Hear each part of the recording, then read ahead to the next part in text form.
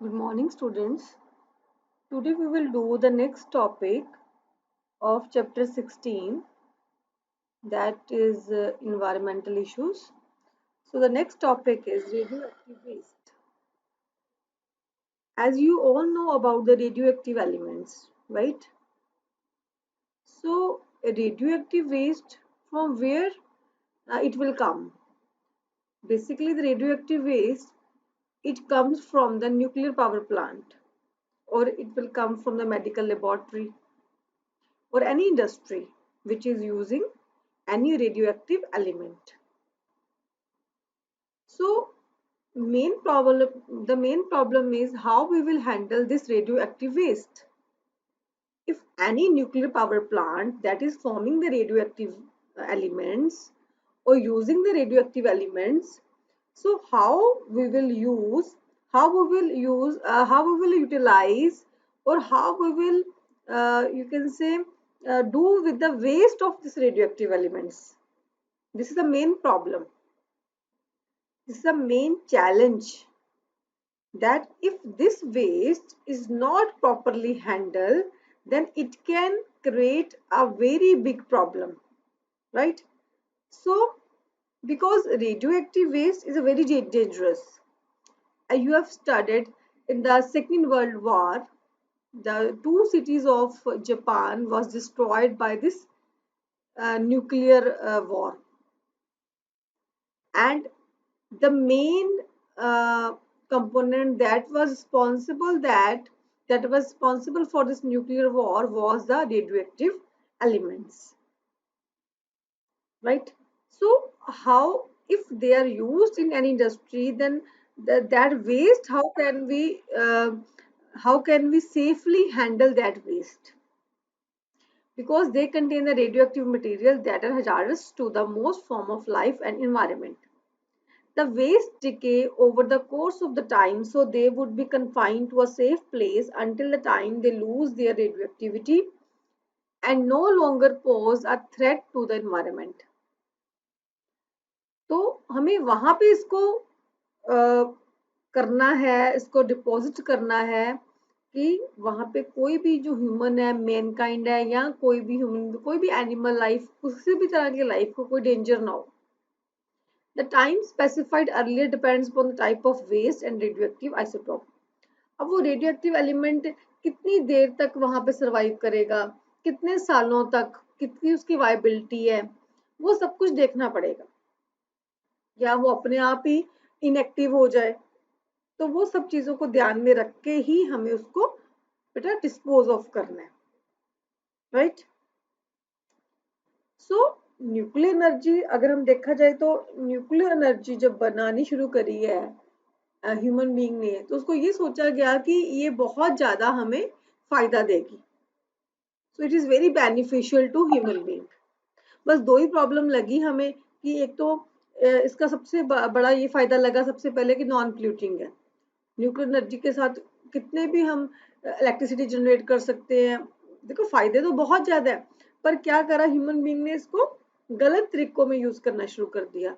Nuclear weapons बना लिए ताकि वो दूसरी कंट्रीज पे हमला कर सके. जैसे आजकल भी आप सुन ही रहे हो, न्यूक्लियर वॉर की बातें हो रही है न्यूज में. वो चाइना के ने में से जो वायरस मिला है वुहान से, राइट, कोरोना वायरस, उसके कारण अमेरिका, ये सुनने को आ रहा है कि अमेरिका न्यूक्लियर वॉर की तैयारी कर रहा है. सो ह्यूमन बीइंग ने इसको मेनली इसको यूज कर लिया न्यूक्लियर वेपन बनाने के लिए, राइट? अदरवाइज तो बहुत ही यूजफुल एनर्जी थी.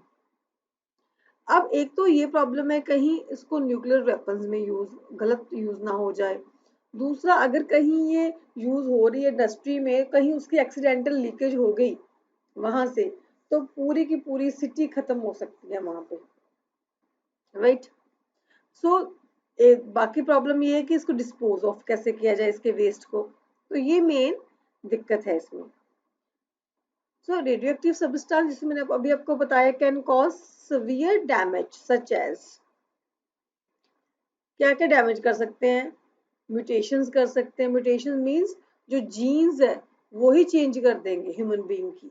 जीन के कॉम्बिनेशन ऐसे चेंज कर देंगे, उनको कैंसर तक हो सकता है, और जो आगे जनरेशन आएंगी उसमें भी म्यूटेंट जीन्स ही आएंगी, तो वो बीमारी ये नहीं कि जो इफेक्ट हुआ उसी में रहेगी, आगे अगर उनके बच्चे होंगे तो उनमें भी वो ट्रेवल हो जाएगी। तो इतनी लिथल है, इतनी डेंजरस है, इतनी जानलेवा है radioactive waste, radioactive substances, right. So radioactive waste should be suitably pre-treated in the shielded containers buried under rock surface about 500 meter under the earth surface. 500 metre below इसको, अर्थ सरफेस के below इसको हमने बरे करना है, दबाना है, ये ध्यान में रखना है जब भी इसको डिस्पोज ऑफ करना है, राइट। सो जो अब हमें रेडियो एक्टिव एलिमेंट्स यूज होते हैं to make this radioactive substances, वो कौन कौन से हैं? Uranium, thorium, radon, potassium, carbon and radium. देखो जो कार्बन और पोटाशियम के अलग अलग आइसोटॉप्स पढ़ोगे आप, एटॉमिक नंबर अलग अलग है, जैसे आपने पता है कार्बन का एटॉमिक नंबर कितना है? यस, हाँ जी। तो आप आगे जाके ये भी पढ़ोगे कि इसके अलग अलग आइसोटॉप्स हैं जिनको रेडियो एक्टिव फॉर्म में यूज किया जा सकता है, right. These elements are traced in the soil, water and rock. ठीक है, ये मिलते हैं, ट्रेसेस में मिलते हैं, थोड़े अमाउंट में मिलते हैं। While man-made radiations include refining of plutonium, thorium and mining. Explosion and production of nuclear power plants and radioactive isotopes as well as nuclear fuels. तो ये कहाँ कहाँ पे यूज होता है, राइट। न्यूक्लियर पावर प्लांट में होता है यूज, न्यूक्लियर फ्यूल्स में होता है। देखो अगर इसको बेनिफिट्स के लिए यूज किया जाए तो ये बहुत ज्यादा ही यूजफुल है ह्यूमन बीइंग के लिए। कोई ऐसे फ्यूल भी रॉकेट्स में यूज करेंगे जहाँ पे न्यूक्लियर जो रेडियोएक्टिव सब्सटेंस वो यूज होते हैं, right. But it is up to human being, वो हम इसको कहाँ पे किस तरह से लगाते हैं। If someone is exposed to radioactive waves at level greater than the natural background, then it can be very, very dangerous to perilous to health, very dangerous to the health. देखो जो वैसे सॉइल में मिलता है, थोड़ा बहुत हमें मिलता है radioactive substance, that is not much harmful, पर अगर ज्यादा मिले तो ये हार्मफुल हो सकता है। It can cause cancer, birth defects and other abnormalities, क्योंकि इसकी high level of radioactive waste के कारण। The government take care of the safe disposal of radioactive waste within their borders. The cycle of waste management is the possession, transportation, storage and disposal of waste. हमें देखना है कि वो जो radioactive waste है वो कहाँ पे है, किस तरह से लेके जाना है, फिर स्टोर करना है और किस तरह से डिस्पोज करना है हमें सॉइल के अंदर, किसे बरी करना है, राइट। तो ये मैंने एक पिक्चर देखी थी बायजूस में, तो वो मैं आपके लिए लेके आई हूँ। जो भी रेडियोएक्टिव सब्सटेंसेस होते हैं, रेडियोएक्टिव वेस्ट होती है, उनको अगर कहीं भी रखा जाता है, मान लो ये ड्रम्स में ये रेडियोएक्टिव वेस्ट है, तो ये सिंबल आपको मिलेगा बेटा। ये एक तरह का जैसे लग रहा है तीन ये मिले ना, तीन आपको इमेजेस नजर आ रहे हैं, ऐसे ट्राइंगल से नजर आ रहे हैं तीन। तो ये जो इमेज है इसका मतलब ये होता है कि यहाँ पे रेडियोएक्टिव सब्सटेंस है, राइट। ये इसको एक सिंबल दिया गया है। Radioactive pollution is the waste of water, air and other radioactive material. Without the safe disposal of radioactive waste, it can create life-threatening pollution and very unhealthy repercussions could follow from the waste if not disposed of properly. तो अगर उसको properly हमने dispose of नहीं किया तो बहुत problems create हो सकती हैं। To provide an example, the first atom bomb that exploded during the Second World War had the after effects that world can never forget. जैसे मैंने अभी आपको बताया कि हिरोशिमा और नागासाकी दो सिटीज थी जापान की, बिल्कुल खत्म ही होगी जब उनके ऊपर न्यूक्लियर बॉम्ब जो एटम बॉम्ब है वो उसने अमेरिका ने गिराया था। Flora and fauna were completely destroyed, जितने भी एनिमल प्लांट्स है सब खत्म हो गए वहां पे। 30% of population were either burned और किल्ड बाय रेडिएशंस, या तो मर गए थे लोग या जल गए थे, and another 30% were seriously injured. Even with these results, a nuclear race is still going on between different nations that are also leading to radiation pollution. तो मैंने आपको बताया अभी भी ये चीज रुकी नहीं है, अभी भी जो नेशंस हैं जो डेवलपिंग है, डेवलप्ड है, वो अपना बहुत ज़्यादा पैसा न्यूक्लियर वेपन्स को बनाने में लगा रहे हैं, जबकि वो पैसा सारा कहाँ लगाया जा सकता है, डेवलपमेंट के लिए लगाया जा सकता है। पर एक दूसरे से हमें जो खतरा फील होता है कंट्रीज को, तो उसके लिए वो क्या कर रहे हैं, न्यूक्लियर वेपन्स को बढ़ा रहे हैं, उस पर अपना पैसा लगा रहे हैं, right. So this was about the radioactive pollution, radioactive waste. So next topic we will do is greenhouse effect. Beta, you all know what is greenhouse effect. Have you ever seen a greenhouse? Um, it looks like a small glass house, and it is used to grow plants, especially during the winter. Right? Because in the glass panel, the sunlight can come, but it does not allow heat to escape. उसमें से heat जा नहीं सकती। आपने देखा होगा कई जगह पे वो बड़े बड़े ग्लास लगे होते हैं, अंदर प्लांट्स ग्रो होते हैं, because green house warms up very much like inside a car. जैसे कार को हम अगर धूप में पार्क कर दें तो, और कार को ओपन करें तो you can not sit in that car, आप वहां पे बैठ नहीं सकते, क्योंकि कार की अगर विंडोज बंद करी हुई हैं, शीशे चढ़ाए हुए हैं, तो वहां पे जो सनलाइट आएगी पर वहां पे एब्जॉर्ब हो जाएगी सीट्स पे अंदर कार के, पर वो बाहर नहीं जा सकेगी, तो वो वहां पे हीट अप हो जाती है कार। वैसे ही ग्रीन हाउस इफेक्ट है बेटा, जो हमें सनलाइट से इंफ्रारेड रेज आ रही हैं, अल्ट्रावायलेट रेज, यूवी रेज और इंफ्रारेड रेज। इंफ्रारेड रेज का मेनली काम क्या होता है, हीट अप करना, टेम्परेचर को इंक्रीज करना, ताकि अर्थ सरफेस को वो नॉर्मल टेम्परेचर मिले। अगर ग्रीन हाउस इफेक्ट ना हो, ग्रीन हाउस इफेक्ट तो बहुत अच्छा है हमारे लिए, ग्रीन हाउस इफेक्ट के कारण ही हमारा अर्थ का सरफेस है वो वार्म अप होता है, right. It is responsible for heating of earth surface and atmosphere. Without greenhouse effect, the average temperature at the surface of Earth would have been a chilly minus 18 degree centigrade, right? अगर यहाँ पे green house effect नहीं होगा, जो sun rays आ रही हैं अगर उन्होंने हीट अप नहीं करा अर्थ सरफेस को, तो हमारा टेम्परेचर हो जाएगा बेटा -18 डिग्री। आजकल एवरेज टेम्परेचर अर्थ का कितना चल रहा है, 15 डिग्री। अगर इतना चिल हो गया, -18 हो गया, so very difficult to survive, right? So greenhouse effect is very important for the earth, पहले तो ये समझ लो। So what is this? It is a warming of our surface and troposphere. Troposphere is the lowest layer of atmosphere, caused by the presence of water vapors, carbon dioxide, methane, and certain other gases in the air. And these gases are called greenhouse gases because these gases are present in the earth atmosphere. ये gases क्या करती हैं, ये जो infrared rays आ रही है, सन से light आ रही है, उनको एब्जॉर्ब कर लेती हैं। वो सनलाइट क्या करती है, हमारा अर्थ सरफेस को हीट अप करेगी, फिर वापस वो फिर नहीं जाने देती उसको, right. So these are the very important gases, आपको उनके नाम याद रखने हैं, कार्बन डाइऑक्साइड, मीथेन, राइट, ये बहुत इंपॉर्टेंट गैसेस हैं। देखिए मैं डायग्राम के थ्रू आपको दिखाना चाहती हूँ। जैसे सनलाइट है, ये सन से लाइट, विजिबल लाइट अंदर आई, ठीक है। इंफ्रारेड रेज IR ये शो करी हो रेड वाली, यहाँ पे आई, तो क्या होता है, यहाँ पे आके कुछ लाइट जो विजिबल रिफ्लेक्ट बैक होगी, और ये वाली लाइट जो है आपको शो करी हुई है, ये सारी एब्जॉर्ब हो जाएगी। लिखा है ना यहाँ पे, absorbed by the surface, right. Absorb फिर किसने करी है, जो हमारी गैसेस है, मीथेन गैस है, कार्बन डाइऑक्साइड, इन्होंने क्या करी, एब्जॉर्ब कर ली।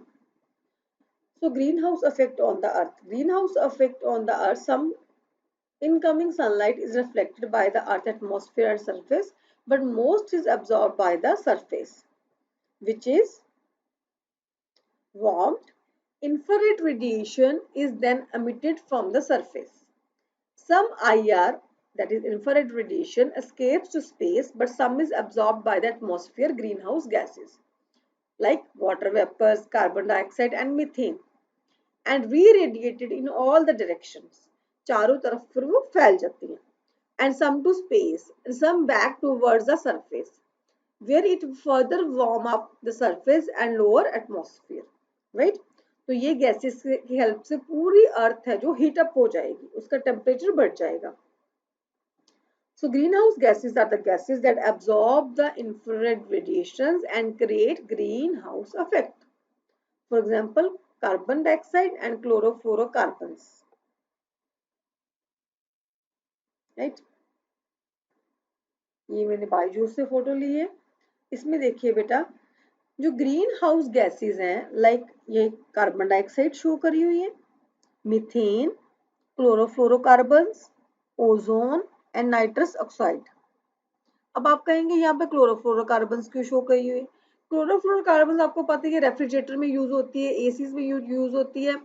ठीक है, अगर ज्यादा अमाउंट में ये बहुत हार्मफुल है, ये ओजोन लेयर को डैमेज कर रही है.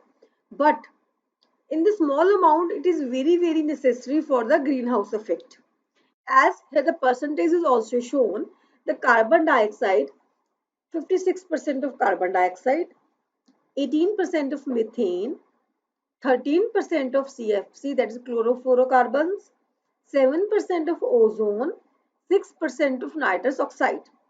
So in this ratio, these gases are required for the greenhouse effect, right? So you will remember the names of all these gases. The question can come, the simple question can come of 2 marks or 1 mark. Name the greenhouse gases. So you will write the carbon dioxide, methane, CFC, ozone. You will write all these names, right? Never forget the names of greenhouse gases. So from where do these gases come? The major contributors to the greenhouse gases are factories, automobiles, deforestation, etc. The increased number of factories and automobiles increases the amount of these gases in the atmosphere. The greenhouse gases never let the radiations to escape from the earth and increases the surface temperature of the earth. This then leads to global warming. So इन्हीं के कारण क्या होता है? Global warming होती है. जैसे आपको पता है, जो ऑटोमोबाइल्स है, इंडस्ट्रीज, फैक्ट्रीज हैं, उनमें से क्या जनरेट होता है? Majorly carbon dioxide, right? So अगर डिफॉरेस्टेशन होगी, आपको पता है प्लांट्स कट रहे हैं, तो क्या हो जाएगा? कार्बन डाइऑक्साइड का अमाउंट इंक्रीज हो जाएगा. सो ये सारे फैक्टर्स हैं, they are increasing the greenhouse gases. Now causes of greenhouse effect. Number 1, the burning of fossil fuels. The fossil fuels are important part of our lives. You know the fossil fuels like coal, petroleum, diesels. These are the fossil fuels. They are widely used in the transportation and to produce electricity. You all know. We use coal for generating electricity. We use diesels, petrol for the transportation. Right? And the burning of fossil fuels releases carbon dioxide. With the increase in population, the utilization of fossil fuels had increased. जैसे population बढ़ेगी तो उतना ही fossil fuel ज़्यादा use होगा, ये तो आपको पता ही है. उससे क्या increase होगा फिर? Carbon dioxide. This has led to an increase in the release of greenhouse gases in the atmosphere. Next point is deforestation. Plants and trees take in the carbon dioxide and releases oxygen. Due to cutting of trees, there is an inconsiderable increase in the greenhouse gases which increases the earth temperature. आपको पता ही है, अगर deforestation होगी तो क्या होगा बेटा? Deforestation होगी तो कार्बन डाइऑक्साइड बढ़ेगी. वो कैसे? क्योंकि ऑक्सीजन कम हो जाएगी. So cutting of trees will help in increase the temperature of earth. Next is farming. Nitrous oxides used in the fertilizer is one of the contributors to the greenhouse effect in the atmosphere. Nitrous oxide fertilizer, जितने भी fertilizers है उसमें use होती है, तो वो भी help करती है for the greenhouse effect. Next is industrial waste and landfills. The industries and the factories produce harmful gases which are released in the atmosphere. ये तो आपको पता ही है बेटा, इंडस्ट्रीज फैक्ट्री से भी कार्बन डाइऑक्साइड एक्सेट्रा ये गैसेस रिलीज होती हैं, तो उससे भी क्या होगा, किसमें हेल्प करेंगी, in the greenhouse effect. Landfills also releases carbon dioxide and methane that adds to the greenhouse gases. Landfills जैसे हम जो भी आपको पता ही है लैंडफिल्स क्या, जितना भी हम वेस्ट है जो दबा देते हैं राइट अर्थ में, सॉइल में, तो वो कहीं ना कहीं रिलीज करते हैं वो carbon dioxide and methane right. And similarly the methane gas that is produced by the, you know the sources of methane, that's the biogas, right? So that's the main gas for the greenhouse effect. Now what are the useful effects of greenhouse? This question can come. Write the effects of greenhouse effect. What are the important points for the greenhouse effect? The main effect of increased greenhouse gases are: number one, global warming. Basically the useful effect of greenhouse is to maintain the temperature of the earth, right? But as you know, the amount of carbon dioxide, the amount of these gases has been increased, right? If it is increased beyond a limit, that then it can create the problems. So number one, the global warming. It is a phenomenon of gradual increase in the average temperature of the Earth's atmosphere. The main cause for this environmental issue is the increased volume of greenhouse gases such as carbon dioxide and methane released by burning of fossil fuels, emissions from the vehicles, industries and other human activities. जैसे मैंने अभी आपको बताया है बेटा कि कुछ limit तक अगर कार्बन डाइऑक्साइड मीथेन होंगी तो वो तो बहुत ज्यादा फायदेमंद है, बिकॉज ग्रीन हाउस इफेक्ट तो चाहिए हमें. पर अगर इसका अमाउंट बढ़ जाएगा कार्बन डाइऑक्साइड का अर्थ पे तो क्या होगा, then there will be more increase in the temperature. ज्यादा टेम्परेचर होगा तो अर्थ ज्यादा हीट अप हो जाएगी, that is called global warming. उससे क्या होगा बेटा, जो हमारे ग्लेशियर्स है, आइस है, पोलर कैप्स हैं, वो सारे मेल्ट होनी शुरू हो जाएंगी. अगर मेल्ट होनी शुरू होगी तो फिर क्या होगा, फ्लड्स आ जाएंगे, that is also very dangerous. So हमें एक ऑप्टिमम टेम्परेचर चाहिए अर्थ का, ताकि हमारा जो मेन एम है ताकि अर्थ का टेम्परेचर मेंटेन रहे, right.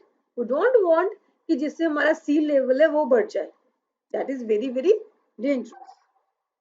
Next, depletion of ozone layer. Ozone layer protects the earth from the harmful ultraviolet rays, UV rays, जो सन से निकलती हैं, वो ओजोन लेयर हमें बचाती है ताकि हमारी अर्थ को कोई भी यूवी रेज ना पहुंचे. बट ये देखा गया है कि जो ओजोन लेयर है वो डिप्लीट हो रही है, वो क्या तो घिस रही है, वो कम हो रही है. ओजोन लेयर कहाँ पे प्रेजेंट है, स्ट्रेटोस्फीयर में. वहां पे ये कम क्यों हो रही है, थिन हो रही है, क्योंकि क्लोरोफ्लोरोकार्बन्स है, जो कार्बन डाइऑक्साइड है वो बहुत हार्मफुल है उसके लिए. किसके लिए, ओजोन लेयर के लिए. सो ओजोन लेयर को क्लोरोफ्लोरोकार्बन क्या कर रही है, खत्म कर रही है. अगर ये ज्यादा अमाउंट में बढ़ गई, अदरवाइज हम कहते हैं क्लोरोफ्लोरोकार्बन जो कार्बन डाइऑक्साइड है ये क्या है, ग्रीन हाउस गैसेज, हमें चाहिए ये. पर बेटा अगर ये बहुत ज्यादा अमाउंट में बढ़ गई तो क्या करेंगी, ओजोन लेयर को खा जाएंगी हमारी. ओजोन लेयर को खागी तो सारी यूवी रेज हमारे ऊपर आ जाएंगी, ये भी नहीं ना चाहते हम. सो ये अगला फैक्ट हो गया इसका. The depletion of ozone layer results in the entry of harmful UV rays to the Earth's surface that might lead to the skin cancer and can also changes the climate drastically. Climate तो change होएगा ही होएगा अगर ozone layer को चीर के UV rays अपने ऊपर आ गई. The major cause of this phenomena is accumulation of natural greenhouse gases including CFC, that is chlorofluorocarbons, carbon dioxide, methane, etc. तो ये वाली जो गैसेस हैं ये अगर ज्यादा हो जाएंगी तो हमारी ओजोन लेयर ही खत्म हो जाएगी। अभी आपने सुना होगा, अभी न्यूज आ रही थी पीछे कि कोरोना वायरस के कारण सारा जो पोल्यूशन कम हो गया है और हमारी ओजोन फिर बननी शुरू हो गई है, ओजोन लेयर। ये आप न्यूज में सुन ही रहे होगे बेटा। Next is smoke and air pollution. Smoke is formed by the combination of smoke and fog. It can be caused both by the natural means and by the man-made activities. In general, smoke is generally formed by accumulation of more greenhouse gases, including nitrogen and sulfur dioxides.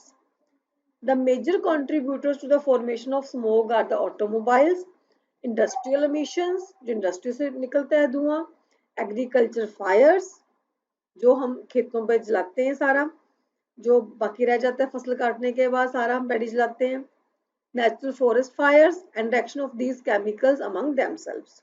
सर्दियों में हम देखते हैं कितनी fog होती है, fog तो है ही, स्मोक होती है, बिल्कुल अंधेरा जैसे लगता है, राइट? वो क्यों होता है?